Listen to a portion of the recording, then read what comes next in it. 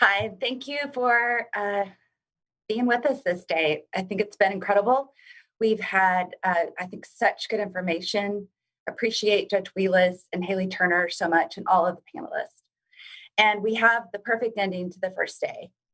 We are lucky enough to have rights to screen the definition of insanity about Judge Leifman and his court and his just absolute trailblazing practices in Florida. And before we get to the screening of the documentary, it is my pleasure to introduce two wonderful people who are going to just tell you a few words before the documentary about how it came about. So Dr. Norman Ornstein is a resident scholar at the American Enterprise Institute, where he studies politics, elections, and the U.S. Congress.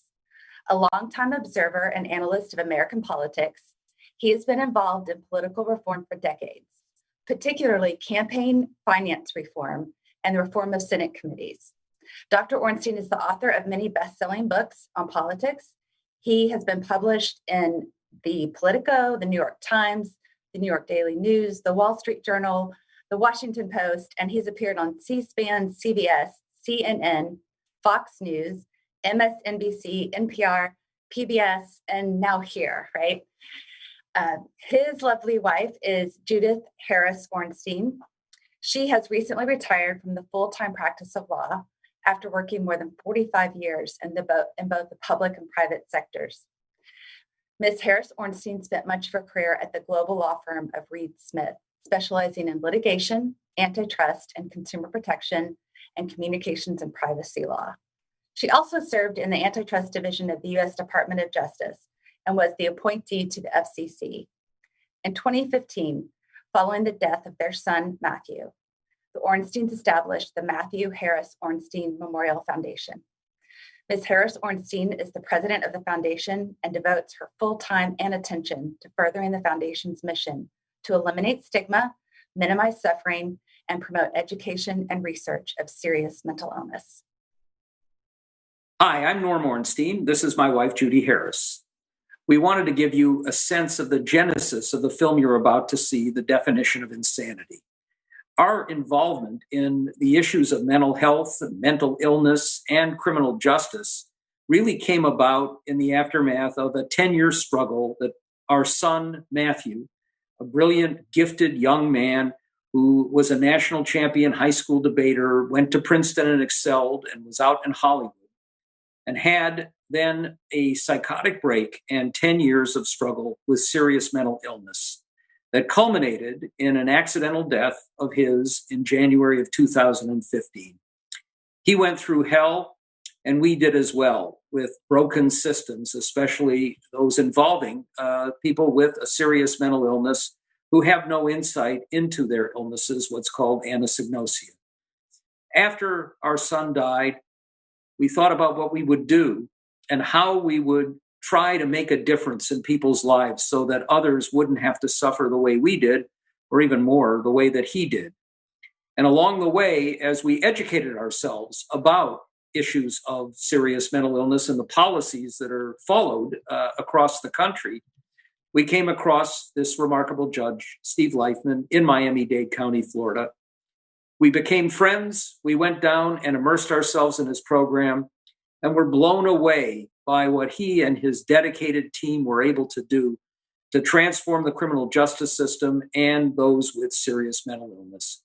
And we thought that the best thing that we could do was to make a film, a documentary, focused on the people involved, including those coming through that system, and then use that film, we hoped, as a springboard to be able to take it around the country, as we're doing with you, so that we could talk about and begin to spread best practices, ways in which you could save lives and save money and make a better country. Yeah, and although our son was never personally involved in the criminal justice system, there were times when I really prayed that he would be. I often say when I'm talking about this horrible journey of ours, I often say that the hardest day in my life was not my son's funeral. It was the day that I stood up and testified against him in court, and in the hope that I would be able to get him some help.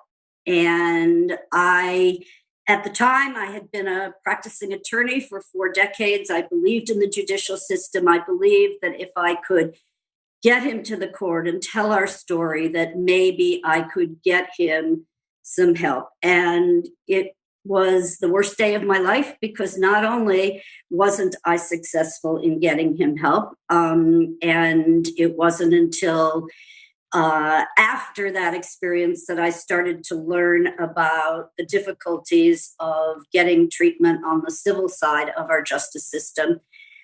But in addition to not succeeding in getting him help, it also completely destroyed the trust between us for the rest of the journey that we had to face. I often would get down on my hands and knees after that experience and pray that my perfect son, who had never done anything wrong in his life, who had made us proud of his every move, who had graduated from Princeton, who had been elected by his classmates to speak at graduation, I would pray that he would commit a felony.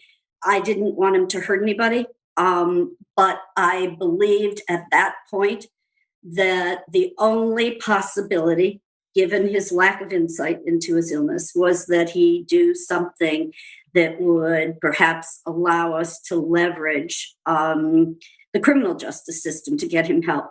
At that point, I was naive about how unlikely that would have been to do any good. But it really, when we heard Judge Leifman speak and we went down and we visited what he was doing, we really felt that this needed to get out there as a template for what other jurisdictions could try and emulate if they wanted to transform and decriminalize the treatment of the those who suffered from mental illnesses, but also perhaps eventually take it on to the civil side. For those like our son believed that he had done something to alienate God, to make God angry at him. And he spent every day of his 10-year journey trying to engage in good acts, trying to pray, trying to feed the homeless, to get God to return his soul. And he believed that if he went and sought treatment, he would be taking a shortcut, and that would alienate God's love for him. So that was the genesis of this movie. We think it's a fabulous start. We believe that one can watch this movie, nodding your head, being optimistic, and saying, we can do this here. And that's what we hope will happen.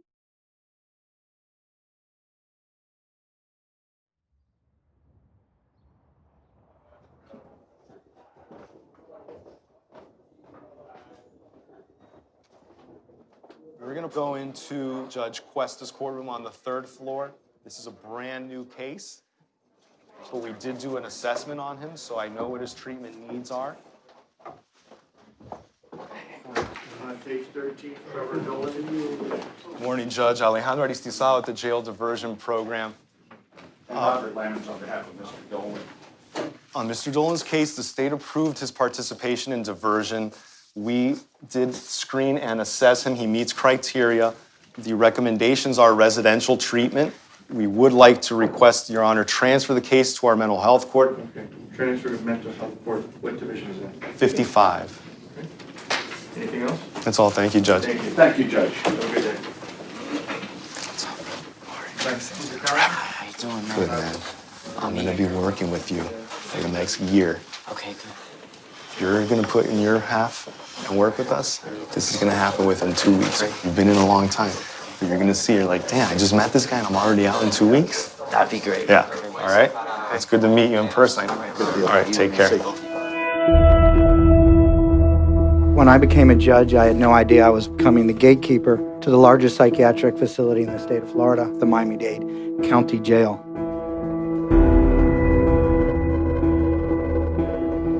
This was not just a local problem, but it is a national one as well. LA County estimates 27% of its homeless population suffers from serious mental illness. Neighbors say the man shot by police has struggled with mental illness. They looked at these folks as criminals and that the best way to handle it was to get them off the street and just lock them up. Our jails have become the largest public psychiatric institutions in the country. They don't have the mental health staff and resources to provide treatment. We were spending $80 million a year to warehouse people in conditions that you wouldn't let your dog stay in. Water's not working. He's drinking sewer water. He's drinking toilet water out of the toilet. It's foolhardy what we do now. It's dangerous what we do now, and it's cruel because we're not affording people the opportunity for recovery. We know how to fix it. That's a question of political will, and it's a question of leadership. This is not a criminal justice problem. This is a community problem that requires a community solution.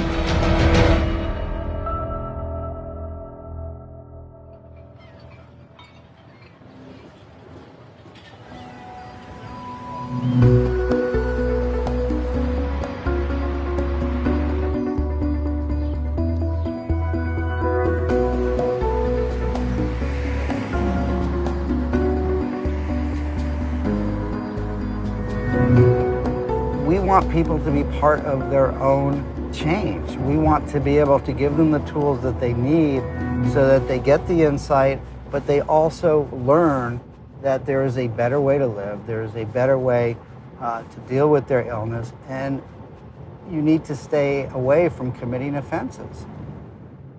In January 2000, Miami-Dade County Court Judge Stephen Leifman made one of the biggest mistakes of his career. He promised the parents of a homeless man who was appearing in his court for a minor offense that he would get him help. They told me he was brilliant, he'd gone to Harvard, he had a late onset of schizophrenia, and he was now homeless and recycling through our system. And they just didn't know what to do. The case was a window to how horrifying the existing system was because the court had absolutely no authority to get him into the system.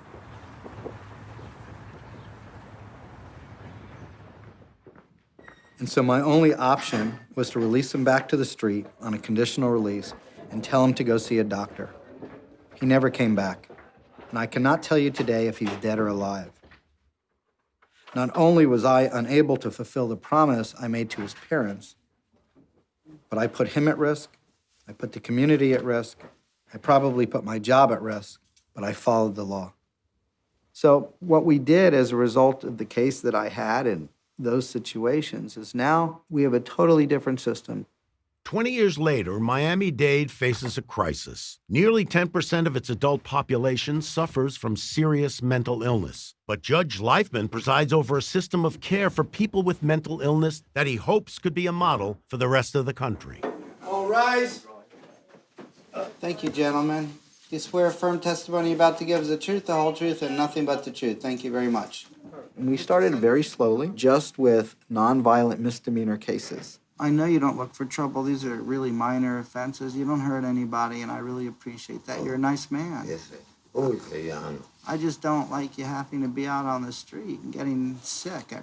Are you hearing voices today? Little voices. Little voices? Little voices. Okay. And we had to prove that this would actually work. And in a very short period of time, it did. Judge, Mr. Alvarez is receptive to JDP services. The recommendation at this time is a residential treatment facility. He expresses the need for that service. He has been taken to central intake and has been placed on the wait list. Great. Hang in there with us. It's a lot better outcome once I can get you going, okay? I'm tired of the cycle. I know. I'm glad you see that. We're going to work with you and get you everything you need.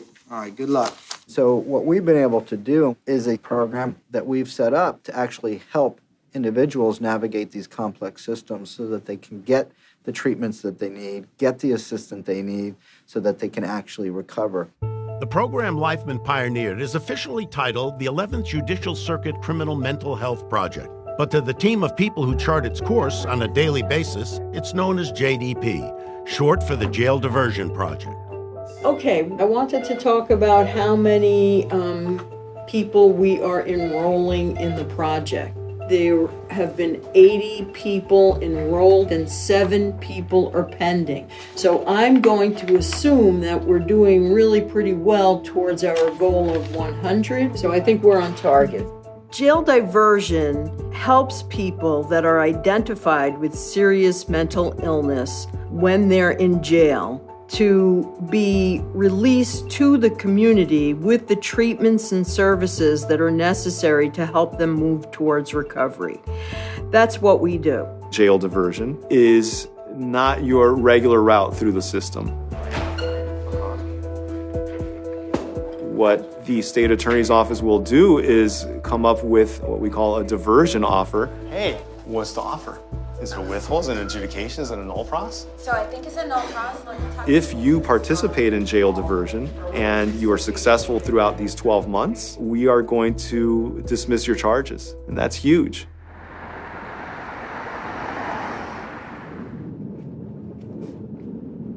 We're on our way to see Trevor. He spent about 6 months in jail before he was approved for diversion, and this will be our first encounter with him outside of the courthouse. He's about the same age Justin was when we worked on getting Justin out of jail and into treatment. I was in jail for a month and a half. It was unpleasant. It was not the Holiday Inn. My job was to go out and talk to Justin and try to get him to agree to work with us. And Justin wasn't easy to work with. I was very sick. I was very sick. And I told him, what did I tell him? Al-Qaeda was on Miami Beach. Do you remember that one?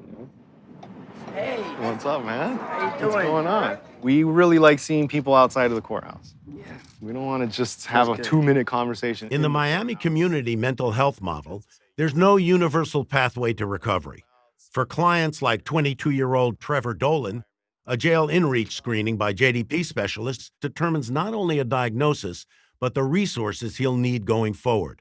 For Trevor, that means his first 60 days will be spent at Betterway. Have you ever been in residential treatment before? No, I have not. So This is my first time. This is my first time ever getting any type of treatment. I'm glad to hear Did that. high school on my own, did all type of stuff. That's what we're about, trying to show you that you're going to learn stuff here that you have to take out into the real world. You're seeing the doctor too, psychiatry. Yeah, I've seen her once so far. And the medications that she prescribed, how do you think they're working for you? I haven't taken them. I haven't even gotten them yet. We haven't gotten them yet. No, she just prescribed them to me. So I vilified.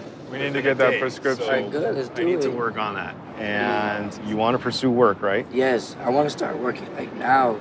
Yeah, you're not going to be out working late. You know No, that. no, you know that, no. right? Yeah. You know, I'm in recovery Good, myself. yeah? I mean, Yeah. I've been here 10 years now. Wow. Yeah, man. Got wife, family, That's crazy. house. I mean, things get better. Is there anything you need? What do you mean? I don't know. I see you dressed nice shoes, watch. Do you need anything? No, I'm good. I'm good. You good? I got everything I need. It's great to see you again, man. Yeah, you Congrats. too, Alejandro. Got an awesome 30 days in already. I do. I can't wait till we got 12 months in.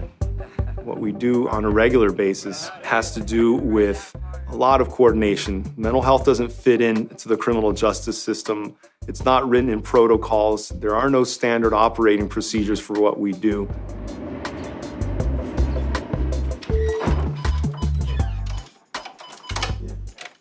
Hi, Steve. This is Alejandro with the Core Jail Diversion Program. I wanted to bring to your attention some concerns on Trevor Dolan. He has not received his medication. I want to find out what the holdup is. So we often think of ourselves as the glue that holds it all together, the translators, the interpreters. Mornings are rush, rush, rush. So it takes a lot of coordination. Trevor's new. He is in residential treatment. He's on an ankle monitor. We actually saw him yesterday. We had some issues. He was not being given his psychotropic medication. I'm sorry, he's residential? Residential. He's there all the time, and have not explained to him. No one supervising his medication. Not until tonight. She's I'm the one not in feeling charge of good about medication. that. The mental health diversion court. It's a very different role for judges. Not all judges, I think, take to it. You're really traveling outside the boundaries of where you normally travel as a judge in a regular courtroom. You were in there. You're in the trenches. You're much more involved and invested, I would say, in the specific cases and the clients. So Trevor gets an all pros, though, if the restitution is paid on all the cases? Yes, Judge. Oh, okay, good.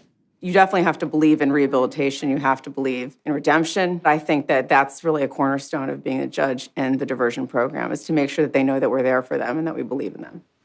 All right, so Mr. Dolan, if all goes well here in this program, your cases are going to be dismissed. Yes, ma'am. So this court is unlike the court you started out. In that court, you're being prosecuted. And correct. Ultimately, it was about whether or not you're going to go to trial or take a plea. We're all basically on the same team here. We all want to see you succeed. All right, so the state, your attorney, the court, we all want to see your case get dismissed.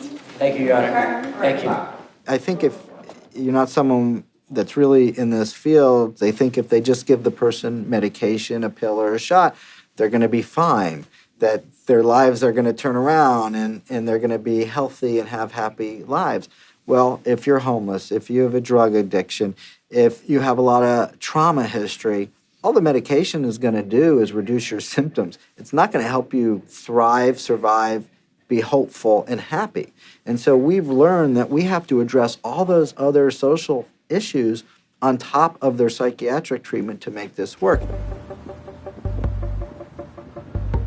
But recovery is never going to be easy, especially given the complex system of care that currently exists. You going down? It's difficult for anyone to navigate, much less someone with a mental illness who's just been released from jail. I'm a certified recovery peer specialist by the state of Florida, which means I have a little piece of paper I pay $75 for every year to do my job. I get people out of jail every week. I get them where they're going in the community, get them to their housing, Camilla's house, shelter, ALF, three-quarter-way house. I bring their medication, and then I get them linked to treatment, and I follow up with them in treatment. Hey, Yuri. What's up, brother? You remember me? Yeah, from the program. So this is what's gonna happen today. Are you hungry? Yeah, I'm hungry. All right, we're gonna get something to eat. But first of all, I got t-shirt, jeans, to get the blues off at least. All right. And we'll get like a Cuban sandwich or something. All right? All right. Look who it is. Hey, Yuri, what are you doing here, man? How's it going? Going back through again? You're doing so I was doing good. I was you lost some weight. But the medication was affecting me. It was making me like nervous, making me too nervous. So you feel a lot better since you've been in and out. This one is better. Good. I'll get it close. You got deodorant, toothpaste, soap, box. You know, you go like this. Yeah, they told me that my dad told me that. Yeah. It might be a little big, but that's all I got right now. It's better than that. When I first started in 2003, we would set up treatments and services for people that appeared to be the right thing to do. How about these to sleep in? Something to chill? I like those. And we would help people to get to wherever they were going to be living with treatments available, and they would run away in the first 5 minutes. They used to get people out of jail and tell them, you have court next month, you have to be at this address on Monday to get your medicine, and they would send them in a taxi by themselves, and they would never see them again. It was that simple. You know, what would you do if you got out of jail and somebody gave you a free taxi ride? You say, I'm gonna go do what I wanna do, which is not this. So we had to come back to the table and say, okay, what are we missing here? How's the food? It's good. Yeah. You owe me $7.50. And at the same time, on the federal level, peer specialists were being looked at as a good alternative to engaging people in the process, in their own process of recovery. We got about 30 beds from jail to Virgin. We got guys on the 6th floor and sometimes on the 7th floor.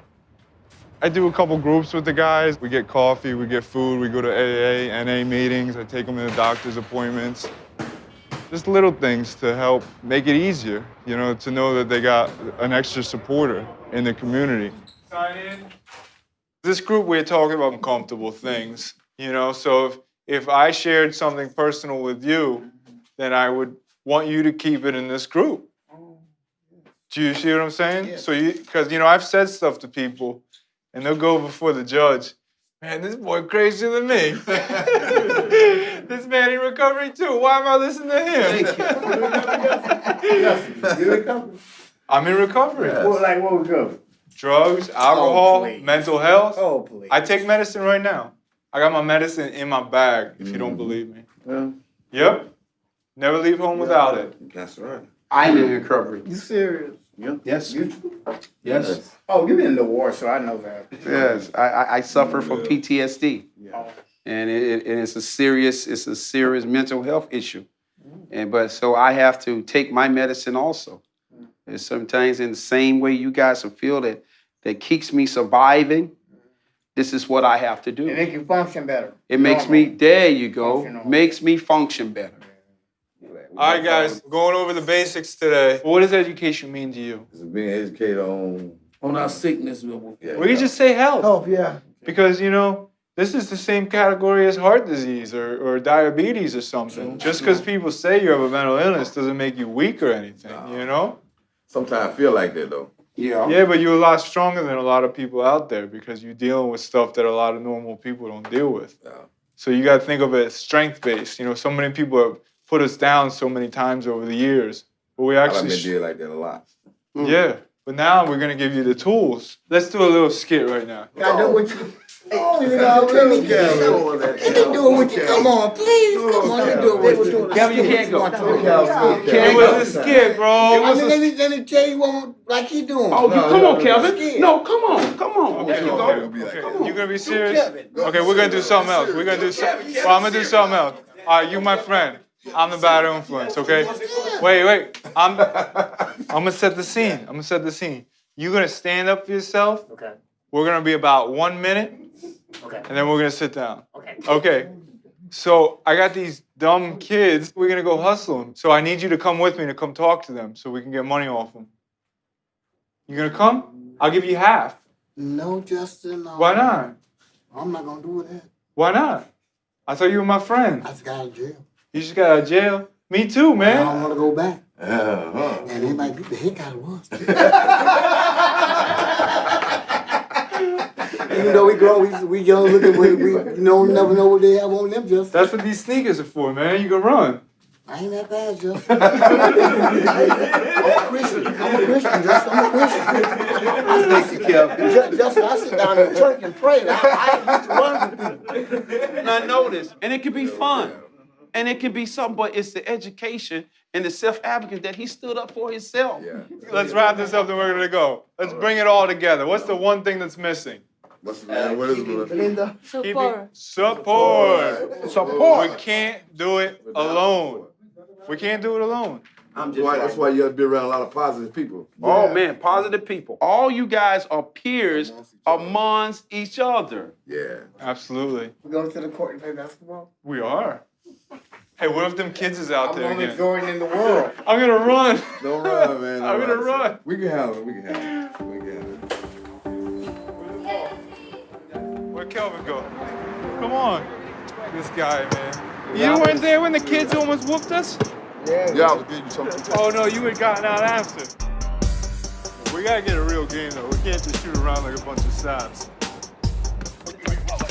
So many of the people that we serve have been disenfranchised from their families, from their friends, and from their community. So when people don't have those relationships, they become depressed and they may act out. So part of recovery is helping them reestablish that relationship. That's one of the things that the peers do so brilliantly well. Oh, is it 5'4"? Put it up. Oh. There is no doubt in my mind that our peers are the secret sauce of our success. That's game. All around the house, baby. I can't stand it. The Miami model based on comprehensive community care is unique in the United States, but it is not a new idea. Hearings begin in the Senate this week on our bills to combat mental illness and mental retardation. Almost every American family at some stage will experience or has experienced a case of mental affliction. And we have to offer something more than crowded custodial care in our state institutions. The hospitals were horrific, and there was a lot of torture and human experimentation going on, and we started to become more aware of these horrors, and people started to put a stop to it. Our task is to prevent these conditions. Our next is to treat them more effectively and sympathetically in the patient's own community. President Kennedy, his last public signing was to create this national community mental health system. but not $1 got appropriated because of the escalation of the Vietnam War and his assassination. It just kind of got forgotten.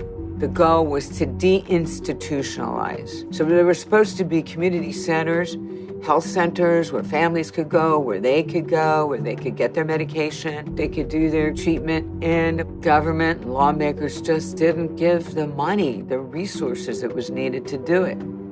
And so we close all the hospitals. We significantly cut back on federal housing. They go to sentencing guidelines to get tough on crime. They go to the war on drugs. You had a tripling of the number of people getting arrested since the 80s, and these folks just get swept up into it. And so we never deinstitutionalized. We transferred responsibilities from the really crappy, horrible, dangerous state hospital to the really crappy, dangerous, horrible jail. 11 years ago, I was on the 9th floor in the Dade County Jail. I'm laying in a pile of feces, vomit, and urine. I'm sick. I'm hearing voices. I'm seeing things. People are lined up like sardines on the floor. Bah, bah, bah, bah. And this guy comes with this white powder out of his socks. He's got real high socks, like Dr. J used to wear, you know, and he starts sprinkling this white powder. And on the same disgusting floor, people are doing lines of it off the floor. When I was arrested, I had medication with me. And I told them I need to go to the hospital. I take pills. And they were like, oh, we'll put you on the psych floor.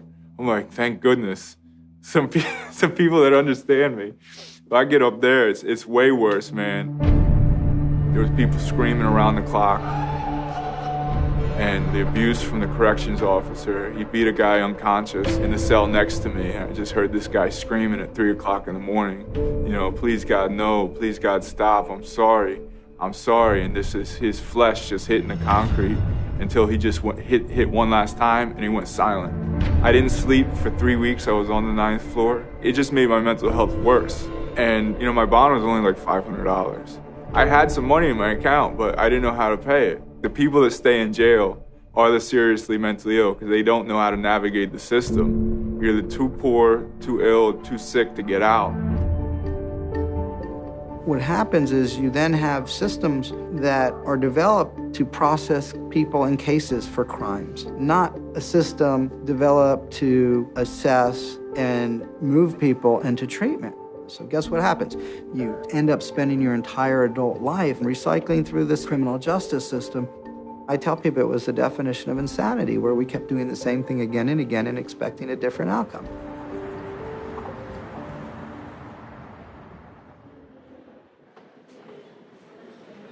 You got kids? Yeah. Yeah? 3. You got 3 kids? Yeah, 2 and 1 on the way now. You think You're a she busy man. Yeah. What do you do for work? I'm a heavy machinery operator. You know, I work on the turnpike on 836. That's good. I grew up doing masonry, so brick, block, concrete. I'm not really good at brick and block. Concrete was always my That's thing. hard work, man. You get real strong doing it. One time I applied for this condo, the guy, he goes, are you a laborer or a block finisher? And the labor was around $15, $16 an hour. Yeah. But the block finisher was like $27 an hour. Right? So I'm a block finisher. So I get in there, right? I put up this wall, it's crooked as shit, right? He's like, he comes back a couple hours later, he's like, you're done. Okay, I'm gonna go inside to see what's going on. All right, sounds good. When JDP was started, Charlie Gonzalez would not have been eligible. Only misdemeanor cases were allowed. But now, 3rd and sometimes 2nd-degree felonies can be considered. Charged with crimes that in criminal court could spell prison, today marks Charlie's halfway point in jail diversion. Before he came into mental health court, he was a real challenge, and he was in jail, and it took a long time to get him in, and his lawyer really advocated for him. It was difficult to get Charlie into the program because he was not diagnosed. And I really commend Alejandro for it because I basically bought him the file and I was like, okay, I suspect that this kid could do really well in your program. We had reservations about it. It's a very serious charge that he has, but he came through, and the 3 of us worked closely on this, Charlie, his lawyer, and I, and we're both a little amazed and surprised where we are right now. And Judge, on page 30 and 31, Charlie Gonzalez is present. Mr. Gonzalez, how are you? Pretty good in yourself, Your Honor. In a criminal justice system, there's really just 3 parties. There's the defense attorneys, often represented by the public defender's office. There's the state attorney's office in Florida. Outside of Florida, sometimes they're known as district attorneys. And then there's the judge. And theoretically, the system works best when both sides fight equally hard and justice is supposed to fall through the middle. And so doing a collaboration in criminal justice system is not a natural act. And so it had to be created. A community has to agree together that they're going to solve whatever particular problem exists in their community. So we all come to the table and we can put, turfs to one side and say, we're going to build something really meaningful here. He's been attending all his appointments at Camilla's outpatient. He just went on Monday and saw the doctor and adhering with all recommendations, really. And I think he has had some big news in the last couple of days. It looks like he's going to be expecting his third boy. Yeah. So pretty much everyone is on board with we are not going to criminalize mental illness.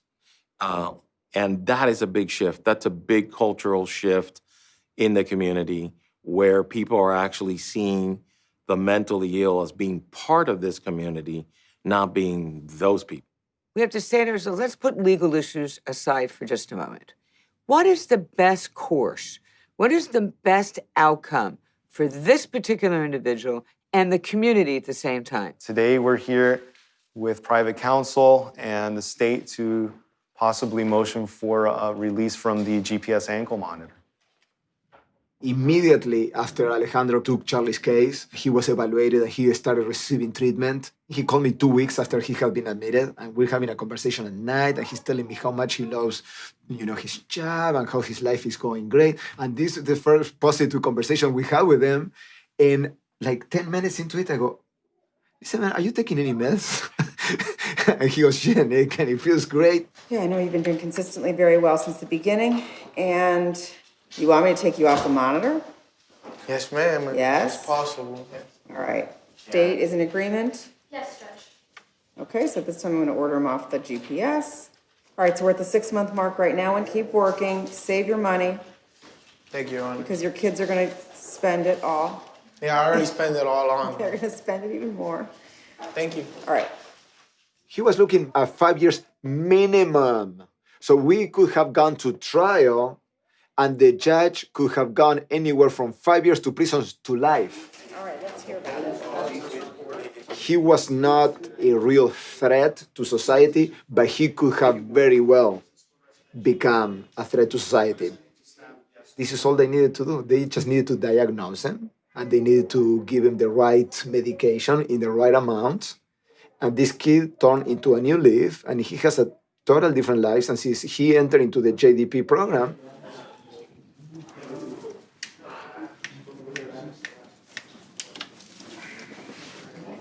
Oh, man, my ankle feels a little lighter. What we do is challenging. We work with human tragedy all day. And when you have success, you got to take it and run with it and really enjoy it.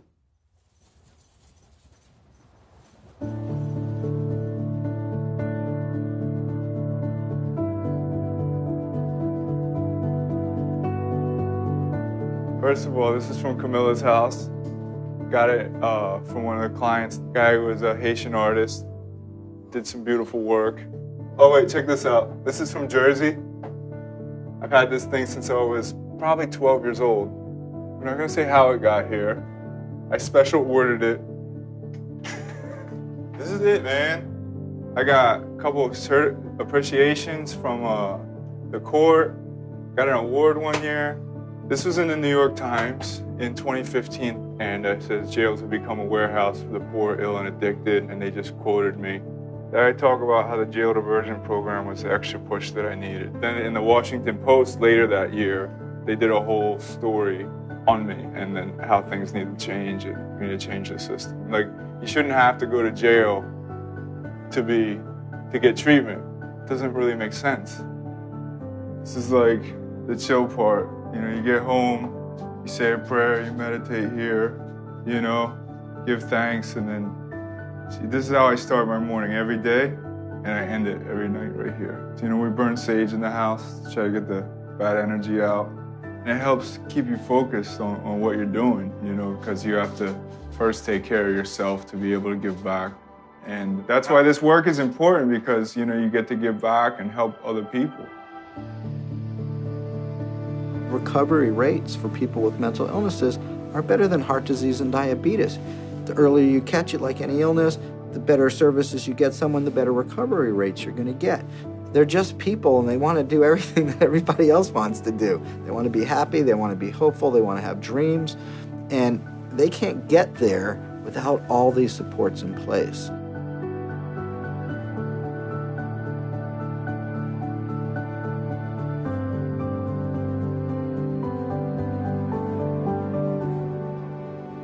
And so part of it was identifying competent systems of care in the community, because some of it didn't even exist for people to get the services they needed to recover. The Dade Family Counseling Center opened its doors in 2003, shortly after JDP was launched. It serves as a hub for JDP clients whose needs range from administration of psychotropic drugs to guidance on how to organize your day. So you get up in the morning, take your medicine, or you shower, whatever you do, you eat your breakfast, and then you come to Dade Family. So you start getting that, because what that does, that makes your day do what? Better. It makes your day better. I wake up, I brush my teeth, make my bed, put my dirty clothes on when I'm cleaning up in the house with. And those are your skills. Yeah. And see, those are your skills. Yeah, because it's stuck in my head. It's stuck in your head. Yeah. And that's part of our mental recovery. The organizational skills you have and the routines that you are doing, like Lorenzo said, is what will keep you mentally sharp. Preparation. And preparation. See what he said? Look at that great word he said, preparation. He's really coming with it. I mean, he's bringing the words today. I was an instructor also in the military. And a military instructor is a person that can teach anything. When you develop that, you also have to develop a way of helping people. And that's why I like teaching classes, because I'm looking for that one person. That's all I'm looking for, that one person that gets it. And when that one person gets it, it's going to spread around. He's ready to take over. Come on, Stephon, get your stuff. Ball is in your court. I'm going to move my stuff out your way. Even as he nears completion of JDP, Stephon Berry comes to Dade Family regularly for group and individual therapy, as well as medication. It's a regimen he hopes can help him maintain work and find stability long after court supervision ends. I'm going to talk job related, because when I'm at work, I have to know the product knowledge at work. I have to know that, but I have mental illness that's going on within me. And I know for a fact that when it's time for me to go to work, I have to make these sales, I have to make sure my area is clean, I recover everything. All that stuff is based on organizational skills that have to do with work related. Because on my resume, I do have organizational skills, and I organize my resume really well. Now, I'm really happy that I shared that to y'all. Okay. Let me tell you guys, Stephon has been able to get job after job. And that's actually something that's very difficult for a lot of people to do. Working over at a counter in Macy's. Have you guys ever gone to Macy's? It's hard. It's very hard. Learning how to answer questions, talking to people, just talking to people and dealing with, attitudes, being polite, being respectful. Yeah, I have problems with that, but sometimes I have speech problems between me and my mental health. So that really, it's very difficult, and it's very hardship for me. Stressful. It's very stressful. I try my best every day. That's all I can do. Stephon actually was one of the ones that was very interested in the help. He's had a lot of goods and bads. He's gotten work, he's been fired, then he's been laid off. We're gonna keep helping him with that structure and organization that he needs in order to avoid decompensation, because that's what we are most concerned about, Stephon, his symptoms. Trevor, he successfully completed 60 days at a better way. He's now living independently with a maintenance manager. He's engaging in work. He's trying to see if he's going to do deliveries with a wine company. Not sure if that's the best, but it is a job. It is employment, and it is legit. Also, what about those programs at Miami-Dade Community College for him? He fits into that category. He does. He's not expressing educational goals yet. I think that he wants to get solid in the community, but we should bring that up. Yeah. It's a great opportunity. As you all have heard me say, hope is the cornerstone of recovery, and it really would be helpful for a young guy like him to not only get through his court plea, but to think about what's next for him. What's my long-range plan? And that's what we can help him with. My new job, I started yesterday, did 8 hours. Put us behind schedule, Rich. I guess I did a good job because they asked me to come back here today. I just want to show the JDP people that they chose a great person for this. You kind of have like that angel like looking over your shoulder. So if you do have a thought of doing bad or doing something that's not really with the curriculum, you have these people to think about, you know, how would that make me look? How would that make them look? You know, I never really had that before. It was all about me. And I just want to impress everybody.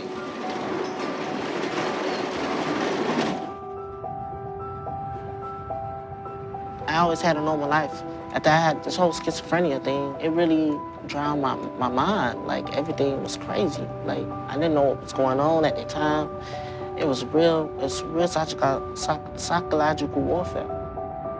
As I'm moving forward right now, my program is my only way to conclusions and everything that my thinking process needs from the program. I think my thought process is always messed up. But when the program started coming through and the teachers start helping, that's how my mind getting better. Like, I know for a fact my mind's getting better, like everything. The criminal justice system really should be more preserved, if you like, for those that are really dangerous. People who are a danger to others. If they're coming into the system, and we know eventually the criminal justice system is not the appropriate place for them, what you want to do is intervene. You want to fix the problem so that they're constructive, they're contributing members of our community. I've came far, trust me. I was just real reckless. Could say I was very immature, really. These walls right here, yeah, these are the walls we build right here. Every time you see one of these walls, remember me. Charlie is a good worker. His employers really like him, and he really loves his job. I see him making money. I see him as a good leader. So we can only hope that the instruments and the tools to cope maturely that he received through JDP will carry him through. The tools and instruments of any recovery begin with whatever resources a community has to offer. But the challenge lies in connecting those resources and figuring out what's missing. For Miami, that process started in 2000 at a meeting with researchers from the Policy Research Associates in upstate New York. We were trying to think through a mechanism that we could effectively go into a community and work with them and do strategic planning and help them along. So we had come up with this model, which we called sequential intercept. Steve Leifman came over and said, will you guys come down here and do one of the mappings for us? Basically, these are the different intercepts of the criminal justice system. So right here you have initial detention and arraignment. Here you have jails. So this is the jails in the prison. This is the reentry process to get back into the community. And then this is back in the community. So this is probation and parole. And what we do is we map the different communities and we figure out where their gaps in resources are. When Judge Leifman and his team mapped out the intersections between people with mental illness and the criminal justice system in Miami, it revealed huge gaps, not only for people who had been arrested, but also for those who hadn't yet entered the system. And so we realized that we needed a pre-arrest diversion program to try to limit the flow into the system. And that meant we needed to train more police officers so that they would make less arrests of people with serious mental illnesses. Hey guys, how are you? How you doing, sir? How's everything going? What do you suffer from? Schizophrenia. So you've been to crisis before, right? And you suffer from schizophrenia? Yeah. Okay, we'll do the best we can to help you guys out. What is your name? I want to pray for you. Can I pray I'm Officer Coker. Thank you, Father, for this brave man, Officer Coker, who did shoot his gun in the line of duty and survived and killed 2 people, right? No, but thank you, though. Yet? No. Or you're gonna kill 2 people before you get over, and you won't get over it. But you have to save your life, and you're gonna survive. Thank you so much. The prophet. Thank you. Officer Cook. Have a good night. Hello. How are you? When I first got on the street and someone approached me aggressively or fast or their speech pattern was off, it definitely, made me nervous and scared. It goes from being a calm situation to, a situation where now he's combative, I'm combative, and then next thing you know, someone might get hurt. So those are things that the training has taught me as an officer Crisis Intervention Team Policing. Is this wonderful 40-hour training program developed in Memphis, Tennessee that teaches the police how to identify someone who's in crisis, how to de-escalate a situation, and where to take the individual as opposed to arresting them. CIT is first and foremost officer safety. So what do you think emotions can do to you when you're out there on the street talking to someone? It can get you hurt. It's really no fault of law enforcement that they didn't have the tools, the resources, or the knowledge to divert to treatment.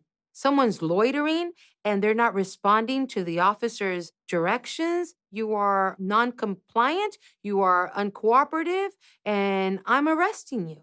You know, let's go, buddy. You're going to jail. Can I have a volunteer come up? Thank you, thank you. Morning, how are you? I'm Mama Judith. I'm so happy that you're here. Me too. Will you join me in singing the national anthem? Where? We're right here. Right now? Okay, no, please, take a step back. Just take a step Not back. a problem, Okay. Not a problem. Okay, what made you take a step back? Well, what CIT teaches the officer is to see more than just, the obvious potential crime. If I just asked you to take a step back, it did not compromise your officer's safety, and you were able to just take a step You back. gotta compromise sometimes with these people, man. I mean, it can't always be you. You're gonna escalate it sometimes. Exactly. Beautiful. Thank you. The first day I was here, I learned more in those 8 hours than I did in 9 years with the Highway Patrol. Not taking anything away from the patrol was great. It's just that us as law enforcement officers, we're made to wear so many hats, and now in today's society, they also want us to wear a white lab coat. To try to diagnose these people. We can't do it. We're not medical professionals, but here it teaches us a little bit more to recognize some of these things that people are going through. Okay. You have the empathy, but you hesitated to say, I'm going to help you. The whole purpose of CIT is let's decriminalize the mentally ill. Let's properly assess. Let's get the person to the right place and divert them to treatment when it's appropriate. This information, Channel 1 units on round at 356. Plaintiff was assaulted by her mentally ill daughter, a 15-year-old black female. Still on the scene, 721. I'm going to go ahead and back up a unit in the Upper East Side area in reference to somebody that has a mental illness. How long ago was it that you stopped taking your medication? A year? Let me go ahead and speak to the mom, okay? Help me. Okay. Something wrong with her. She needs help. Okay, but remember, she also needs to be on that medication. She hasn't been taking it for over a year. She's 16 years old, Mom. You need to get that medication for her, okay? Yeah. Okay. When we started the project, there were approximately 118,000 arrests per year in Dade County overall. Now it's down to about 56,000. We've seen an amazing turnaround. All right, we're gonna take you so they can check it out, okay? We're not gonna handcuff you. We're not gonna handcuff you. You're not under arrest. All right. She's good? Yeah, she's good. People that are suffering from any type of mental illness, people that are suicidal, depressed, we'll bring them here so they can get help from the doctor. And so police injuries have almost stopped entirely. Injuries to people with mental illnesses have stopped. Relax, okay? You're good. And police shootings went from almost 2 a month for people with serious mental illnesses in our community to maybe 5 or 6 in the last 8 to 10 years. What a privilege it is to have spent the week with you. And so today you will receive your 40-hour certificate. As well, you will be receiving a CIT pin. So wear your pin proudly, right? Your CIT, yes. All right, Charlie, you are in the home stretch. That's great news, okay? And let me just say this. Sometimes at the tail end, when people see the finish line, for whatever reason, they go off the rails a little bit, all right? I'm not saying it's gonna happen to you. I don't think it's gonna happen to you. I'm just bringing that up. So I want you to finish strong. And we're really proud of you. You should be proud of yourself. Thank you, I appreciate And we will see you, Let's do June 12th at 1:30 since the potential. that will theoretically be last day. I hope so, yes. All right, congratulations. Let us know about the baby. Yes, I will. I'll bring a picture next time. Send us pictures. Thank you, I All right. appreciate it. You have a good one. You too. Okay, on page 61 and 62, Mohammed. I don't like the word graduation. The notion that you're graduating means you've finished something And we need to instill in our program participants that mental illness and addiction is something you are going to work with the rest of your life. And you're not going to graduate from that. What you are going to do is we are going to celebrate recovery, and we're going to put an end to this criminal case. But our focus is always on what is your day going to look like once this criminal case is closed. How are you? Your report is good. Thank you. Everything is going well. Thank you. You've come a long way. You know Yes, that. I know that. I'm so happy that today is the day that I finally be done with the program. Good. It's pretty simple, stay connected with the medication, stay connected with the treatment, and you're gonna do fabulously. Thank you, Judge. And I think we're also close to the end of the case, if I'm not mistaken. Yes, Your Honor, due to the successful completion of the pretrial diversion in case number M17255. Thank y'all, thank y'all.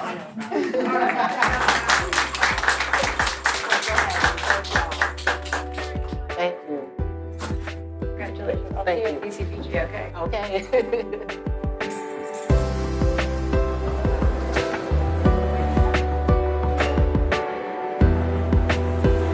I just want to thank God for everything. After all those hard times, you stumble, you fall here and there, then you pick yourself up, and I feel like I conquer the world every day. I feel like I conquer the world.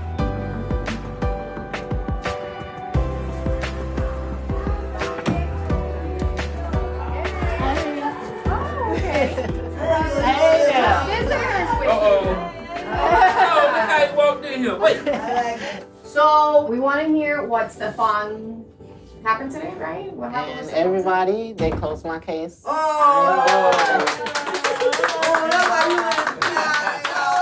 God. They finished my case. I ain't going nowhere. I'm still gonna be here. I got mental health issues, so I still gotta come here to get my treatment. There's no commitment now. You guys know that. Once you're done with the courts, it's up to you. So you can come the 2 times a week if that works for you. Yeah, I will. And then Before entering JDP, Stefan Berry was one of 400,000 people with a serious mental illness behind bars in the United States. Given this national crisis, Miami has become a model for other communities. Well, one of the things you really have to let them know is This week we had a group of judges, the elected prosecutor, and providers from Cleveland come in. They're really working hard to try to replicate this. And so we just go through every layer and, we're very transparent about it. What's the most difficult part about your job? Putting out fires. Say I have like 10 good clients. And I would just love to hang out with them all day and eat empanadas and cannolis, right? You're doing great, we're doing great. Let's pat each other on the back, But it's more like, this guy's out of meds, this guy needs to be hospitalized, this guy took off, go find him. Even though you'd rather just see people do well all the time, we can't close a blind eye to, what's really happening. Hey.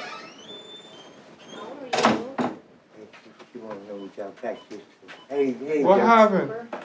I got kept pregnant man, man. I moved out here. No, you should have told me. You should have told the guy. I ain't like him, man. Kept doing right there, man. Tell you, man, what's going on? The guy that lived there? Yeah. Are you trying to live somewhere again? Or are you going to stay on the street? I'm gonna move in the farm, man. I don't know where I'm moving to. You had your own room there. Yeah, somebody else gonna move in there.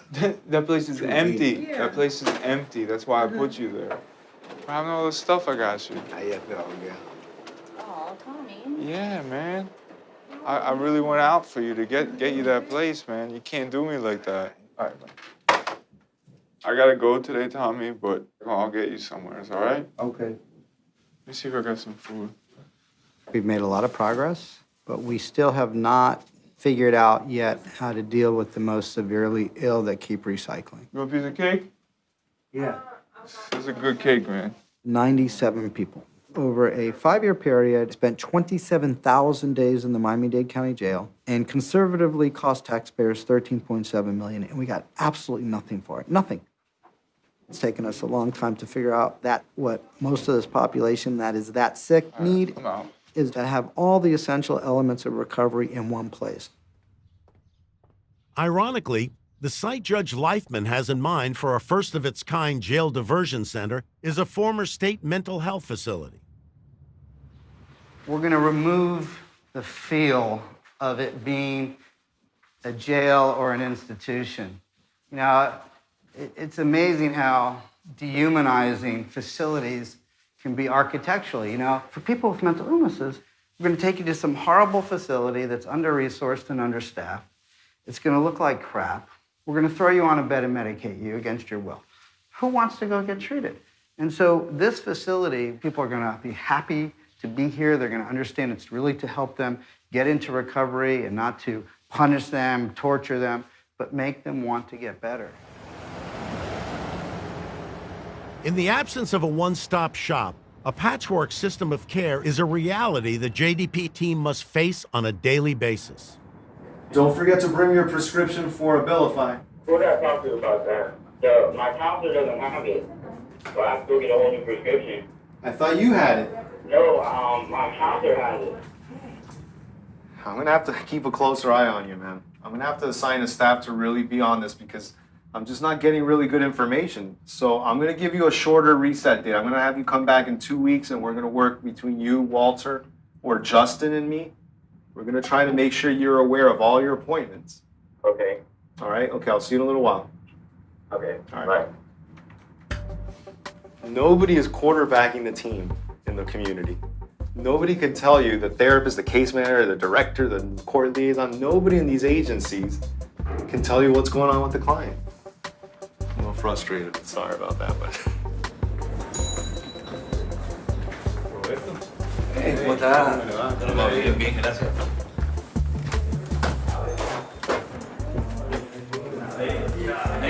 How are you? Good. He's reporting our drug test results. Already getting started on that.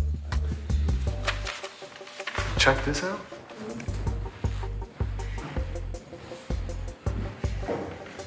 What's it saying?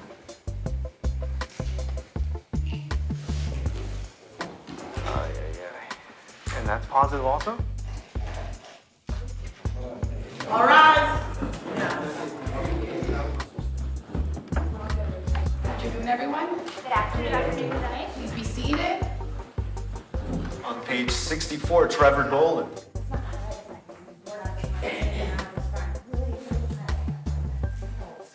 Trevor, hey, what's going on, babe? So Trevor also came back positive for alcohol. There are several matters right now that I need to manage better with Trevor.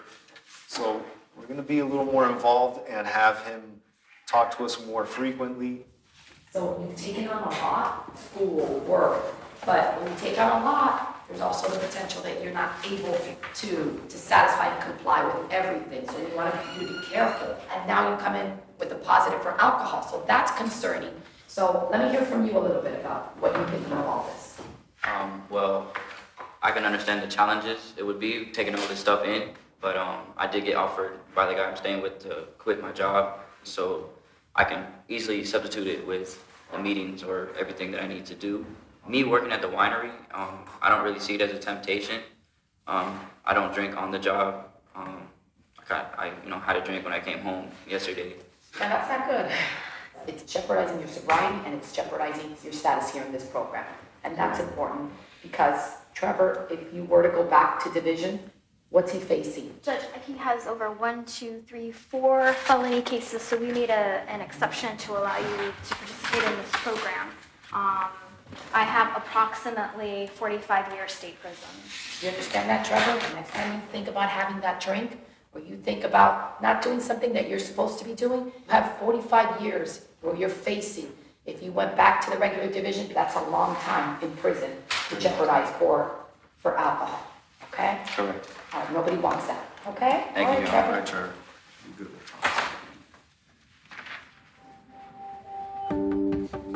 The Jail Diversion Project processes nearly 600 felony and misdemeanor cases a year. The recidivism rate for those that finish the program is less than 25%, but not everyone finishes. See how you look picture perfect, and then all of a sudden within a minute everything could just collapse.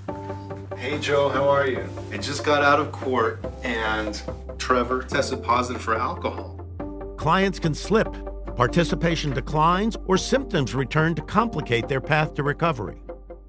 I'm really reevaluate my life right Seriously, now. I need to really think about. It's not worth it. Yeah, it's not worth it. On one hand, I think there's a lot of potential when you see somebody young like Trevor Dolan. All right, Justin. All right. But he needs to wrap his brain around the fact that he's going to have to contend with his issues for the rest of his life. Young kids can be very scary just because they're usually the toughest cases.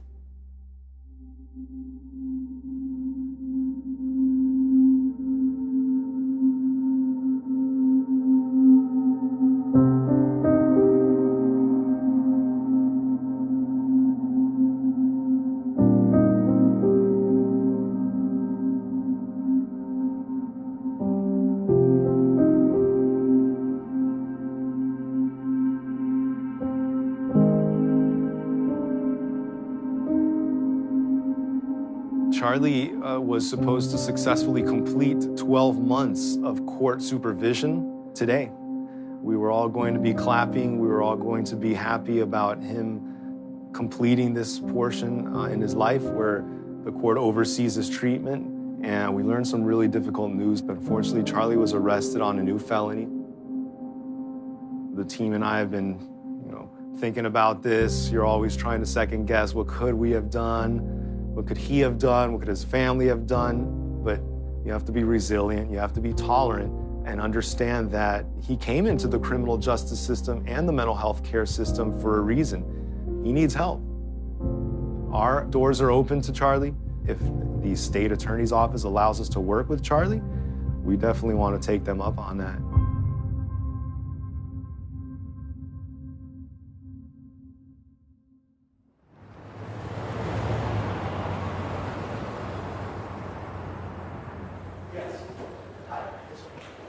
Good morning. Trevor's on the 26th, this Thursday. Okay. And then it looks like he might finish the 14th of February if all goes well. Super. Yes. I'll be there Thursday. Excellent, thanks.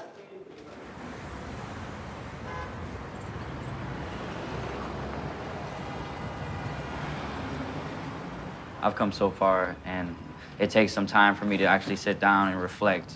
Some people tell me to forget that past, let that stuff go, and I can't do that. I never will. I'll always remember what it took for me to get to where I'm at, and I'll always remember what people helped me, and I'll always remember every little detail. I will. Good morning, good morning. My last semester, I got straight A's, so this semester I'm trying to do the same thing. Okay, so last class, what did we talk about? Social comparison theory, okay? And what did it say? It said by watching people, it can influence you. Yes.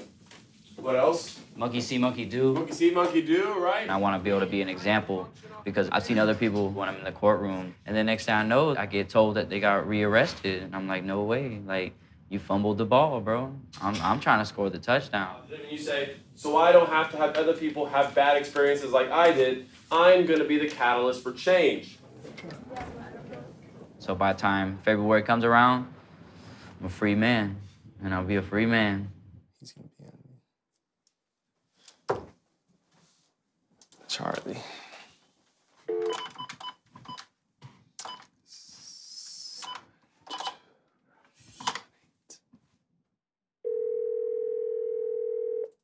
Hello. Hey, good morning, Charlie. It's Alejandro. How are you? Hey, how you doing, Alejandro? Good morning. Good, and yourself? Pretty good, brother. Not too bad. Good. Today we're going to talk to Devin. She's putting together something for the judge to see if he'll let you back in. Oh, yes. That would be awesome. Okay? All right. Sounds good. Thank you, Alejandro. I appreciate you. Have a good morning, bro. You too, man. My pleasure. All right, bye.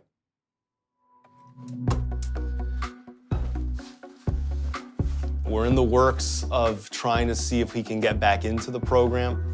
We got a bunch of courtrooms. All right, I'll see you guys in a little bit. Thanks. And that's something we're working with the public defender's office, working with Charlie to see the way of getting him back in. All right, so he hasn't taken the bench. No, not yet. Is he covering anyone else's calendar, or he'll just be here? He'll be Okay. here. He's not covering anyone. All right, it's a little late. He's on page 7 and 8, so Yes, you want to call it up? As soon as we can. He wants to get clinical help. And hopefully we're able to get him back through a treatment court and not treat him like a regular criminal, which may get 10 years probation, 5 years probation, or maybe even prison. Not sure what his fate would be. I guess that day was just a bad day for me. I ran out of medication that day, actually. It was a bad timing, bad timing, bad everything, you know? I feel like depression is really the thing that causes me to have my episodes, because then I feel depressed, and then when I feel depressed, then I feel angry. I was almost done. It was only a week. I was like, literally, I was waiting 4 days for a court date. And that fast, 4 days, that's all I was waiting, 4 days. 4 days. 4 days, and I would have been a free man.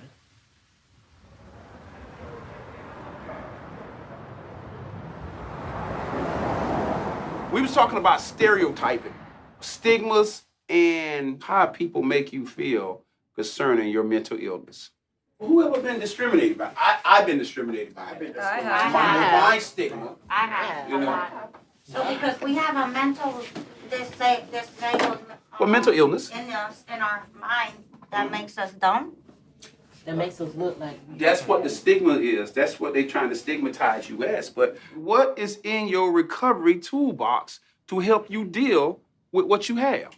You go by not discriminating against others. By not saying anything about it. By being humble about how another person should feel. When I graduated, I felt better. I've been looking for my jobs. I'm looking for jobs lately. I always take my daily routines here to keep myself nourished. I come here. I get on the computer. I make sure I keep myself conquering who I am.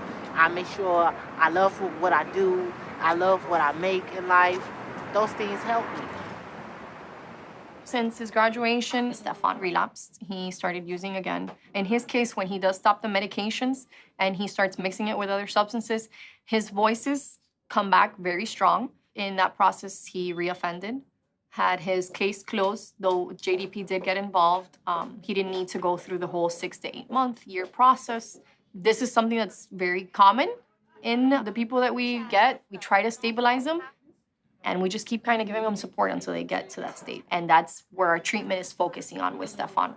He's on a very slow path to recovery. I have struggles here and there dealing with life. That's an everyday struggle for me. But I don't tend to pay attention to it. God told me not to pay attention to difficulty, but pay attention to the road. My light bulb just stay up there. I keep my light bulb up. With the jail diversion project in its 19th year, Judge Leifman has decided now is the time to try and expand JDP across the state. I'm not aware of any legislation like this in the United States, because it really takes our 19 years of experience of what's worked and hasn't worked and put it into law. And so I'm hopeful if we get it done, this will not only be great for Florida, but it'll also be great for the country as a model. Unfortunately, just because you have a great idea and it will be very helpful, there's always a concern in the legislature how much it's going to cost. And so we have to kind of figure out some of those things. But I at least want to get all these bills introduced so we can begin the process. And the other priority is the building. There's still a few minor details that we're working out with the county and city, but they're very, very close to getting those resolved. So it is possible within the next 5 weeks, we'll actually have a shovel in the ground, and we're really hopeful on that.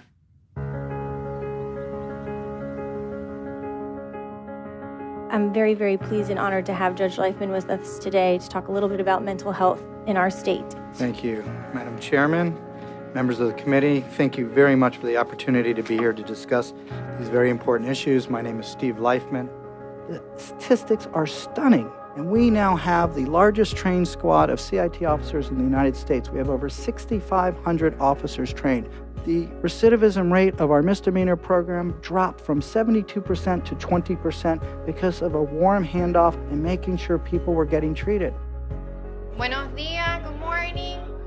Come on in. Hey, Stefan. It's a nice Tuesday, and I'm happy I'm here today. The program worked so well, the state attorney allowed us to expand it to our felony nonviolent cases. That program has seen a recidivism drop to about 25% and has saved the county so far 31,000 jail bed days, 84 years of jail bed days. This could be your next to final report. Can you imagine that? No. I can't either, man. I still remember standing on that bench, man. I still remember you in orange. Nearly in tears. Judge, we're really excited about Trevor's future. All his randomized drug tests are coming back negative. He actually just found work. What kind of work? I'm a busboy at a nice restaurant. Good. Where, yeah, the managers come up to me. They even gave me $25, and they said this is for being most helpful. I'll be happy to be here and give you a round of applause on your big day, okay? Thanks, Trevor. It has been so successful that Dade County actually closed one of its 3 main jails 6 years ago at an actual cost savings of $12 million a year. It's been closed for 6 years at $72 million in real savings. And Your Honor, we would ask to reset this case in Division 55, the JPP program. Good morning, Your Honor. Erica Gerson, Assistant Public Defender. I'll be representing Mr. Gonzalez in mental health diversion. You know, Mr. Gonzalez and I go way back. We've been through a lot of cases here, a lot of violations, a lot of jail time. That we only want you to succeed. Yes, I understand that, Your Honor. You've always been a fair judge to me. Yeah. Well, the state has also been very fair because in a lot of jurisdictions they would have given you a severe amount of incarceration. Instead, I will grant the request to transfer the case over to Division 55. Thank you, Your Honor. I really appreciate it. Thank you. So what did my county do? They were smart, they're committed, and they deserve all the credit. Our mayor and our commissioner. They've reinvested a lot of that money to building the first of its kind one-stop shop for the most acutely ill that keep recycling through the community. We know treatment works. People with mental illnesses have better recovery rates than people with diabetes and heart disease. The key is helping them access appropriate and good services. Trevor, what's your plan looking like this morning? I have an appointment with my primary doctor at 3 o'clock. Okay. Did they talk to your lawyer? Oh, he told me to call him today, too. Call him. Right now? Call him. I'm confident that if this bill becomes law, we will begin to decriminalize mental illness. We can apply a population health model to these individuals with these illnesses rather than a criminal justice model. On page 28 and 29, Charlie Gonzalez.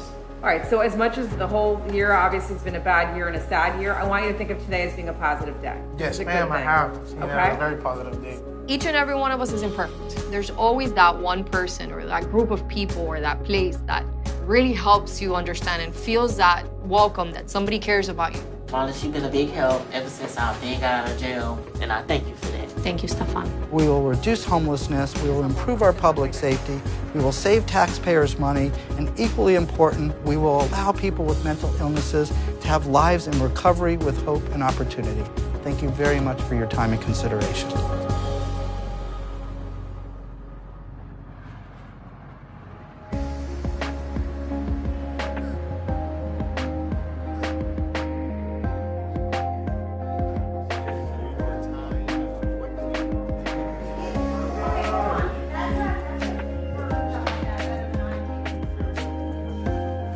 Judge, if we could call please on page 26 and 34, Trevor Dolan. All right. Hi, Trevor. Hello, Your Honor. How are you? How are you? Happy Valentine's Day. Happy Valentine's Day. Good afternoon, everyone. Judge, it's a pleasure to report that Trevor's been engaged in treatment and mental health and substance use disorders services for 12 months now. He's active in recovery. He's been testing negative for all illicit drugs for over 8 months now. He's engaged in all treatment services, but in addition to that, he's maintaining full-time employment. He's going to school. We're really happy with the progress he's made throughout the 12 months. I think his lawyer has seen amazing progress, his family. We're really happy to advocate today or to inform the court that he's done excellent in these last 12 months. Today should be his final report. Excellent. Let me hear from the state. Your Honor, Mr. Dolan has definitely earned the state's announcement today as to F-17-14775 and F-17-14368. The state announced a null pros.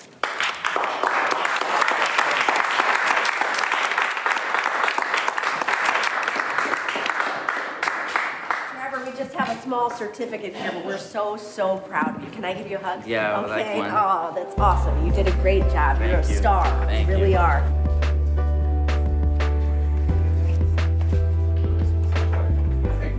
Thank you. Man, this is awesome. Keep it up.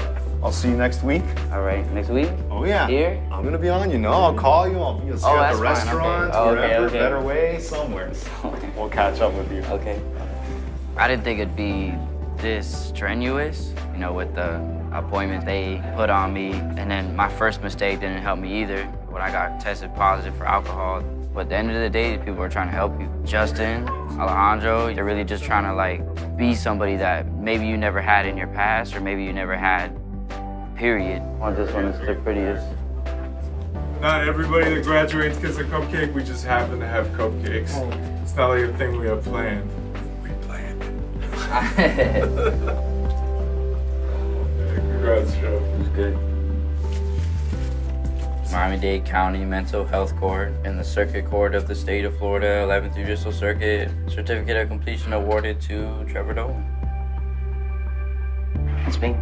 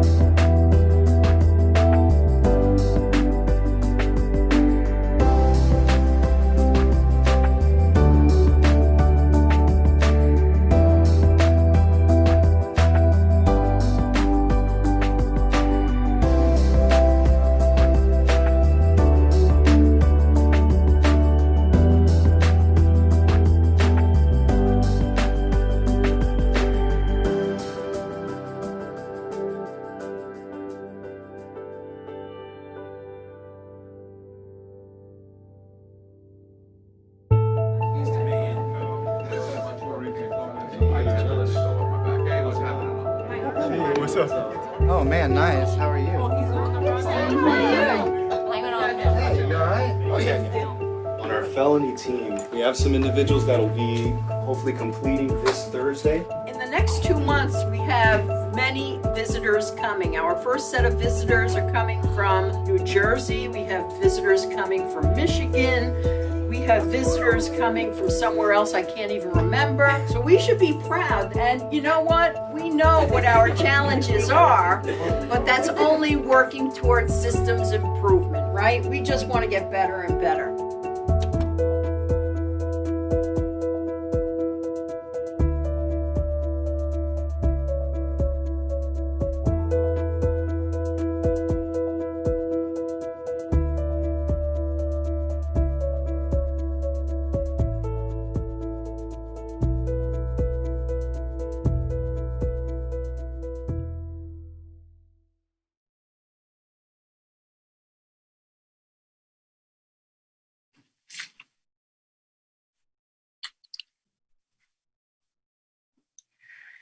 Well, I want to say thank you to the Ornsteins for sharing this extraordinary gift. And we are lucky to have Judge Leifman here with us. I want to give him a proper introduction. He, as you saw, is a national leader in solving the complex and costly problem of people with untreated mental illness being incarcerated rather than treated. Judge Leifman is currently the Associate Administrative Judge for the Miami-Dade County Court, Criminal Division, and chairs the Steering Committee on the Problem-Solving Courts for the Supreme Court of Florida and the Mental Health Committee for the 11th Judicial Circuit of Florida. In 2015, Judge Leifman received one of the nation's highest judicial honors, the William H. Rehnquist Award for Judicial Excellence. And he is also the first recipient to receive the Florida Supreme Court Chief Justice Award for Excellence. In 2018, he also was awarded the Pardes Humanitarian Prize in Mental Health. Well, thank you for being here, Judge Leifman.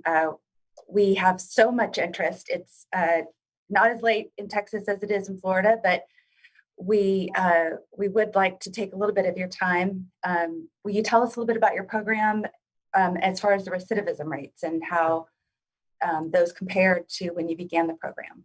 First of all, thank you so much for doing this. And I want to thank the Ornsteins for their incredible commitment, although I'm sure in many ways they wish they never had to get into this field. And I think the best gift we can give them back is to make sure no other parents have to go through the horror and hell that they did because of the lack of access and appropriate treatments out in the community.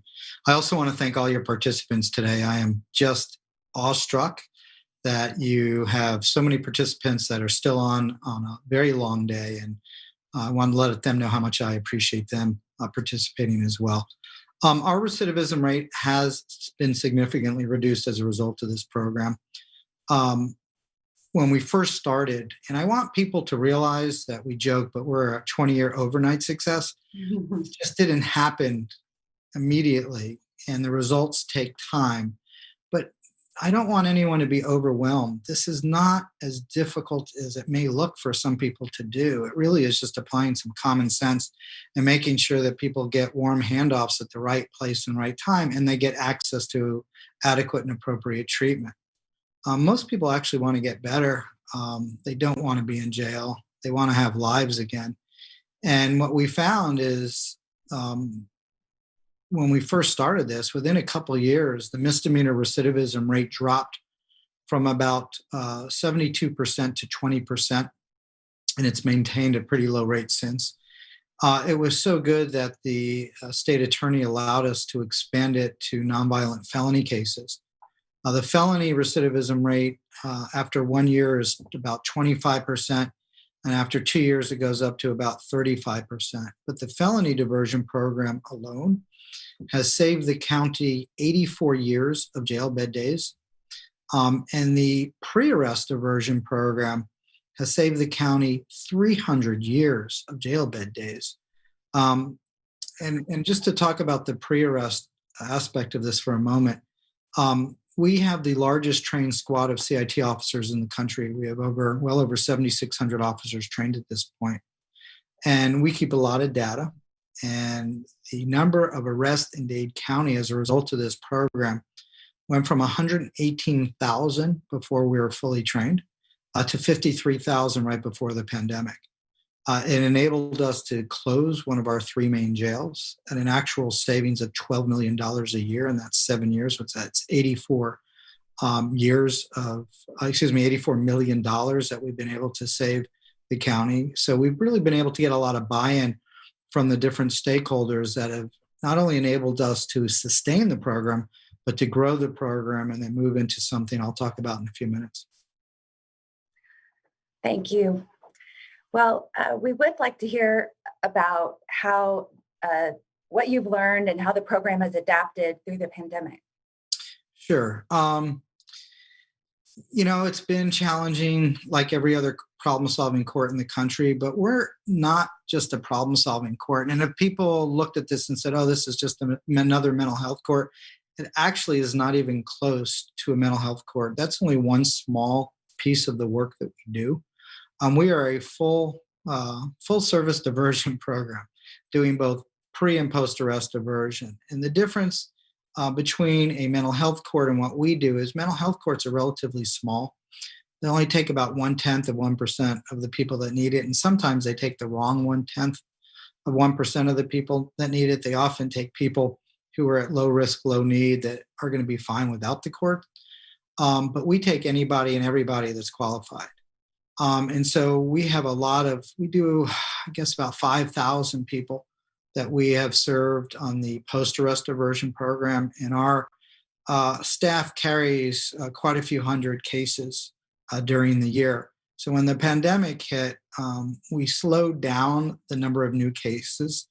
But I will say the number of arrests, just like everywhere else, have substantially been reduced, and our jail is substantially reduced. And so our staff figured out a way how to stay in touch with this population using Zoom technology. And and it's been okay. It's been pretty good. I think it's been better than some of the drug court because of, some of the, we don't necessarily require drug testing as often as a drug court may. But what we found that we had not anticipated, which has been really fascinating, is that to see the clients in a different environment is really important for the court to see, because you start to look at these individuals more like people than as defendants. And they're much more relaxed when they're at home and when they're with their family. And you realize when they're standing in front of you and you're in your robe and that robe effect is going on, they're nervous. It makes it harder for them to listen to you, harder for them to follow your instructions. But when they're home, it's like, it's a totally different kind of relationship. So I think that part has worked out very well. We do hope we'll get back to where we were before the pandemic sooner than later. But we've done our best to use Zoom technology, to keep our staff safe as well. But we've made sure that all of our clients have access to computers or a smartphone, and we've stayed in touch. And I had one case I was covering, one of our mental health dockets, and we worked with the hospital to bring in a smartphone right into the psychiatric ER. And I communicated with the individual we were trying to get a hold of and had a wonderful conversation with them, and it ended up working out quite well. So we're doing the best we can, but using technology to keep us up to speed. Thank you. And I wanted to mention, speaking of the pandemic, that Texas had actually sent several courts just before the pandemic started to tour, meet with you. We met all of the people in your video, and it was an extraordinary experience. So I'm wondering if you are going to begin that sort of mentorship process again.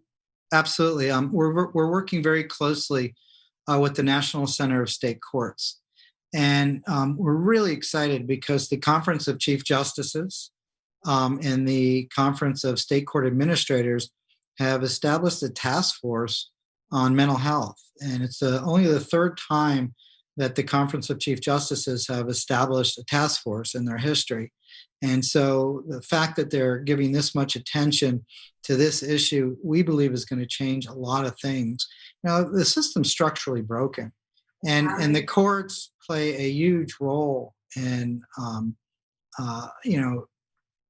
that can change that.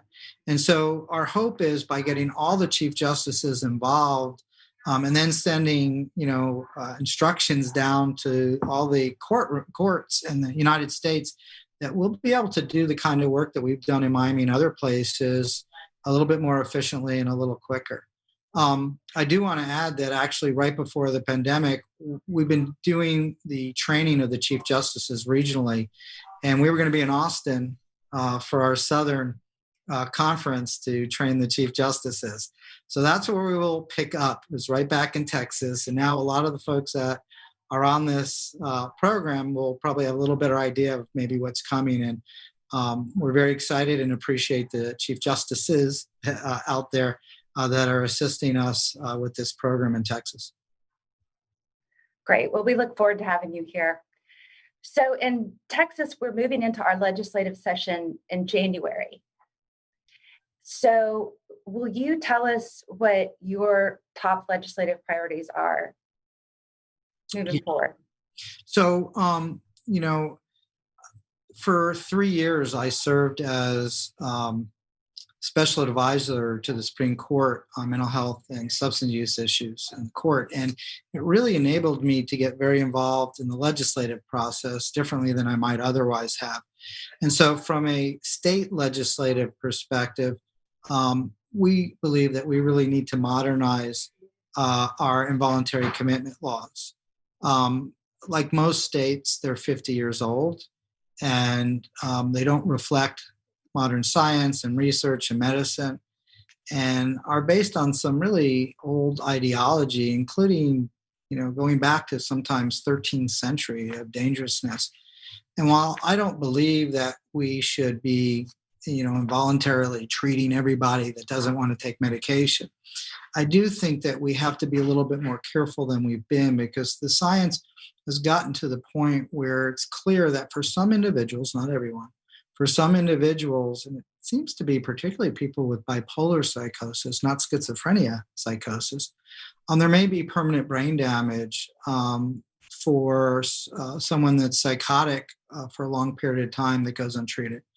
And so, why would we allow someone with cancer to get really bad and really sick to the point where it's hard to treat them, than not doing everything in our power to treat people at an early stage? And we should be looking at these illnesses just like we look at other illnesses. And I think if individuals have a difficult time or they're not competent to make those decisions, we need to be careful not to let people get sicker. And so we're looking at doing that. It's not a massive expansion of changing our civil commitment laws, but it is a way that we believe will better reflect where the science and research are today. Great, thank you so much. And we have a question from the audience. For all of the counties who are wishing they could start something like this, they're wondering why we haven't and what your biggest obstacles were. Sure. So, I'll give you some ideas on how you can start it as well. If you Google steppingup.org, it is a collaboration between the National Association of Counties, the American Psychiatric Association Foundation, and the Council of State Governments. A lot of counties, including in Texas, have actually passed resolutions. And I think you need to find the right person that can help take this on in your community, whether it's a judge, a sheriff, the prosecutor, public defender, someone that actually is going to have the respect of all the different parties. I know in Texas, your judges are your county executives. And so even working with them possibly to make this happen could be very, very helpful. I think one of the two smart things that we did, and I really strongly encourage people to do this. One is to have a summit where you have all the traditional and non-traditional stakeholders. The second, and what you do is you map out the intersection between the criminal justice system and the community mental health system. And Policy Research Associates, which used to be known as the Gain Center, are the folks that helped us do that. And I found it incredibly helpful to have an outsider come do that process. And it keeps people more focused and they don't start arguing about what's wrong and why we're not doing things and not pointing fingers. And the third thing we did is we did not point fingers. This is not one person, one party, one institution's fault. This is just a terrible, perfect storm. And what we did by mapping it out is we were able to identify all the different gaps in the system. And the gaps in Miami may be different in Dallas or Austin or Houston. And so you have to figure out what your gaps are. And one of the problems is that, if you've seen one community mental health system, you've seen one community mental health system. That it's very different.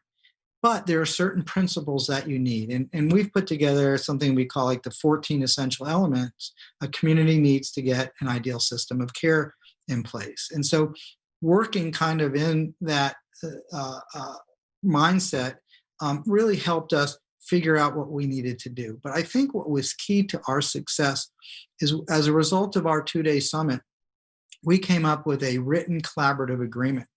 And I had all the traditional and non-traditional stakeholders, particularly the stakeholders that could make policy changes in their community that had the authority, sign this document.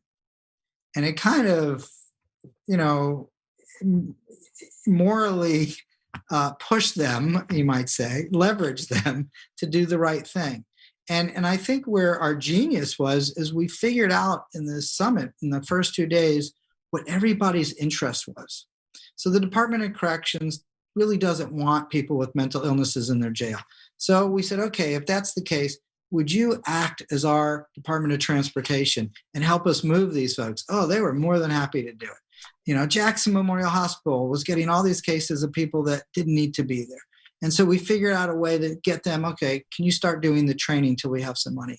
And then what we did is we started to apply for federal grants. And if you want to get a federal grant, you need sustainability. And so I went to the county and said, hey, would you be willing to sustain this grant if we apply? And they said, if you can show us data that this actually works, we'll sustain it. We'll give you the first one because we don't have data yet, but collect data and start to show us that it works. Well, you get a zillion extra points on an application if you have sustainability. So after that, the county was like, yeah, we'll do the next one and the next one and the next one. And we've gotten quite a few federal grants as a result, and we've gotten a lot of state grants as a result, and the local government have put things together. And, a lot of this is about cost shifting, not cost saving, so you have to be careful. But when you close a jail like we did, and I said saved $84 million, the county becomes really bought in at that point. And other things started to happen. Our shootings substantially went down, okay? We did a study recently looking at the City of Miami Police pre and post CIT. We went from 90 shootings the 5 years before CIT. We went to 30 the 5 years after. Now it's 2 or 3 a year at most. Well, guess what? The city's civil liability almost stopped. They saved hundreds of millions of dollars. Their bond rating was improved, and they made a lot of money. And all of a sudden, you get buy-in from people you never anticipated. You know, we also realized that PTSD among law enforcement is out of control. And while race certainly can be an issue among policing, PTSD is also a big issue that we are not addressing appropriately. So we actually, the woman that runs our CIT program works for the court. She gets 150 calls a month from police officers for their own personal mental health issues, and they won't go to their departments for help. So what did we do? We set up a program for them to get treated outside their department. It made our police officers the most empathetic people in the world.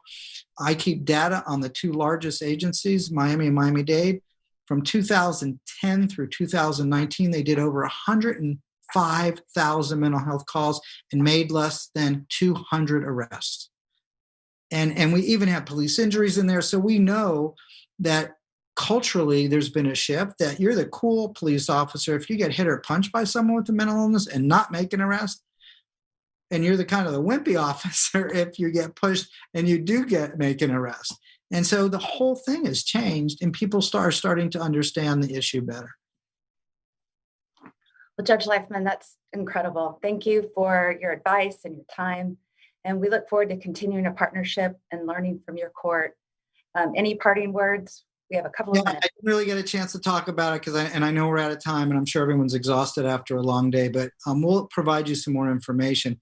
But we are halfway done renovating a 181,000 square foot facility, and we are building the first of its kind one-stop shop diversion facility that will have all of these essential elements I mentioned in one place, including housing. And instead of just taking people so there's about 20% of the folks that we haven't been able to help as well as we'd like because they're just too sick and the capacity doesn't exist. So instead of just kicking them to the curb once we adjudicate their case, they'll go through this facility. They can live there voluntarily for up to a year, and we'll gently reintegrate them back with all the supports that they need for recovery and to maintain their recovery. So that's our next big last piece. And I think once we get that in place, we'll have the full continuum of care that this population really needs to stay out of jail and to have lives of hope and recovery. So thank you for doing this.